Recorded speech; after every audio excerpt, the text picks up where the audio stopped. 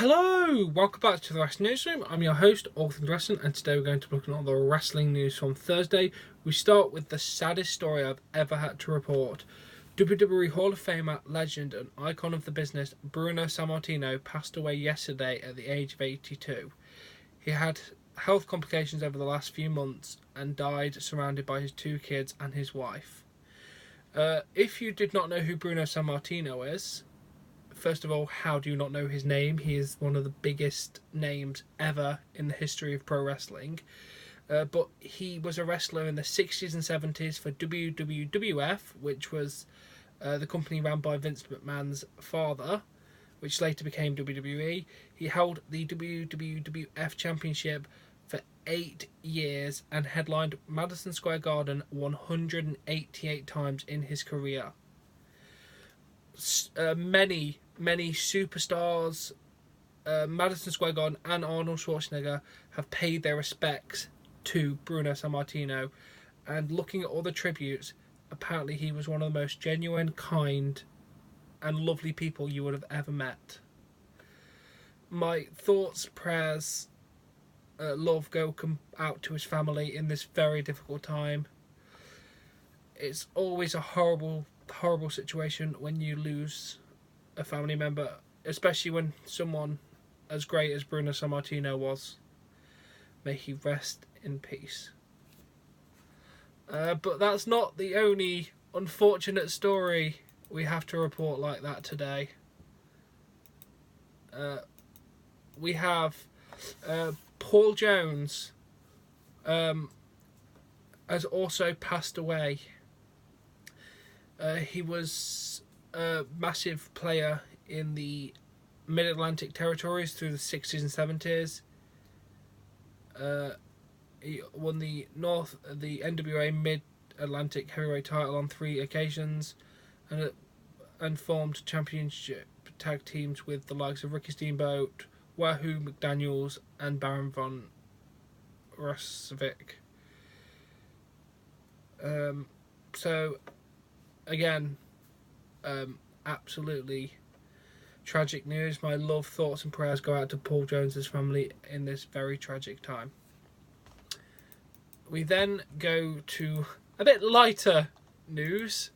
According to Dave Meltzer, I don't think we're going to be able to avoid Big Cass versus Daniel Bryan, but I could see Big Cass teaming up with The Miz. I could also see them hooking him up with Nakamura like they did on the show tonight.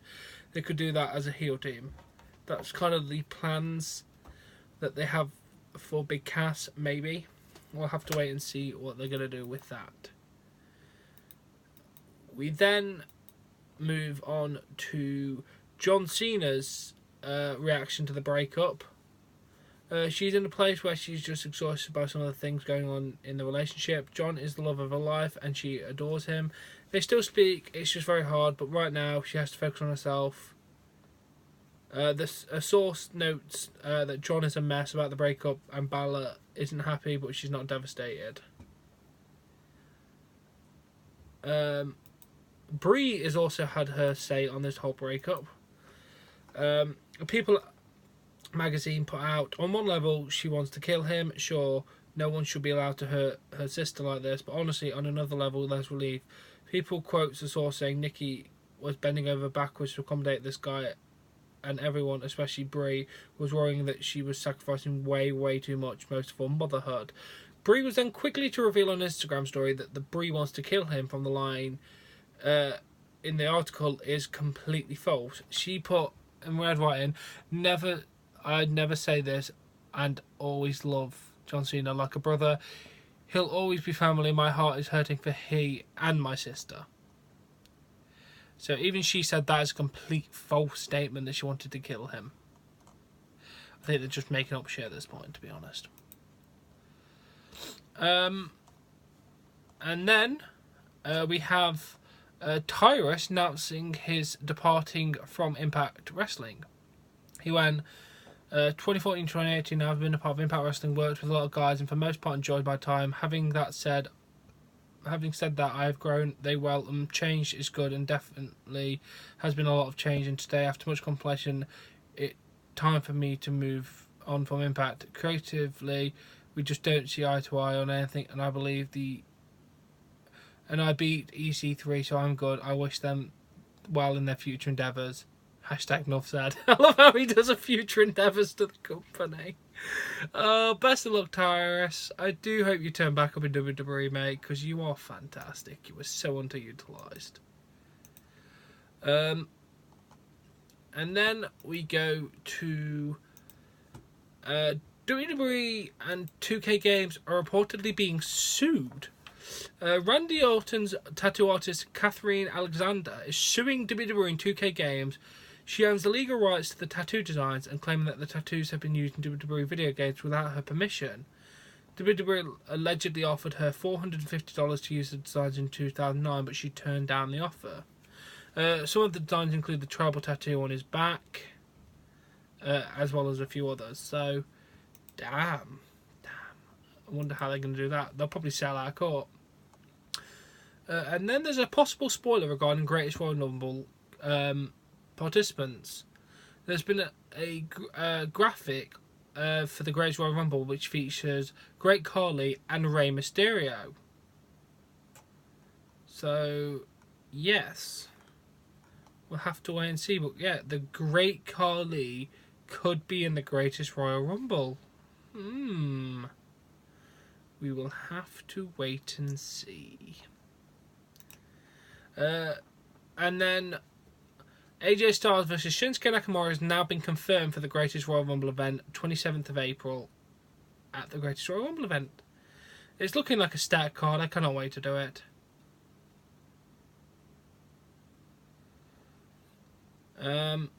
Yeah, it's looking like a good event.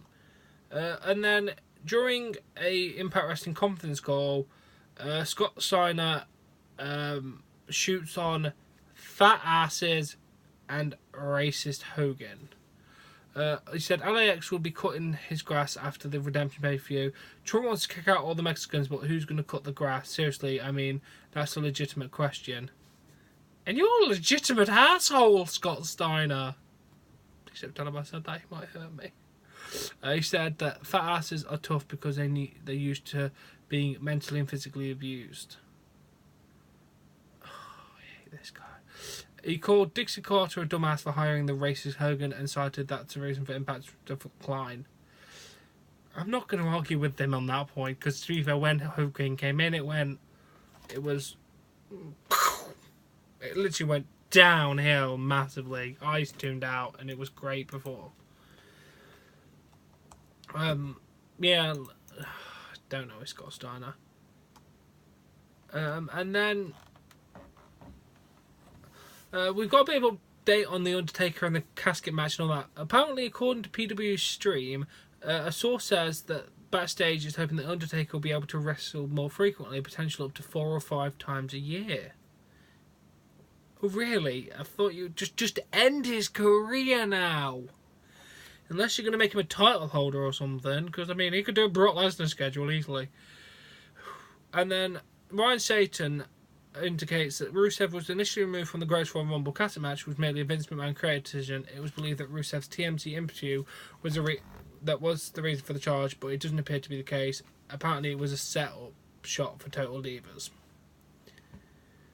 So we'll have to wait. We'll never fully know the reason, but Vince is batshit same with his reasons most of the time anyway. So oh well. And then we go to apparently Lesnar and Lashley may not be happening. If Lesnar is really leaving, you could probably guess 2 losses from him. The title loss and hopefully 1 more to build up somebody. I don't think the person that should be going to go should be over 40 or a part-time because then there's limited benefit. Oh, yeah, just like giving The Undertaker a streak to somebody. I'm still not bitter. Honest. Oh, Dave Meltzer, thanks for your opinion. And then Austin Aries comments on the departure of Alberto El Patron and the Redemption pay-per-view main card being changed. It's unfortunate, but we're moving on. All things being equal, I thought the matchup I ended up having at the joint show ended up being more challenging and more exciting. So we're moving forward. We're looking forward to 22nd and really trying to capitalise on some things, making it a year that maybe a year or two ago we wouldn't have been talking about in the wrestling landscape. But we're going to have a couple of top stars from Lucha Underground competing for the Impact World Championship, and that's pretty exciting. It is. I can't wait to watch the Redemption pay-per-view. I think it's going to be a decent night. Definitely a decent night, to be honest. And then we have a couple more things. According to PW Insider, sources have indicated that Dolph Ziggler has still not signed a new deal with WWE. His current contract reportedly expires in the summer, whereas they said he re-signed a contract. Apparently it's still on the old one. Who knows at this point? And then PW Insider is reporting that John Big Guberick has returned to the company and is working on pre-production in Saudi Arabia for the Greatest Royal Rumble event. He worked for WWE over the years in various production roles and was recently doing productive/creative work with Impact Wrestling. Congratulations, welcome back, John, if you're back. Fantastic. And that has been the Wrestling Newsroom. I do hope you enjoyed it. If you have, please give this video a like. Please support me on Patreon. Link in the description below. Subscribe to see more content, and I'll catch you later. Bye.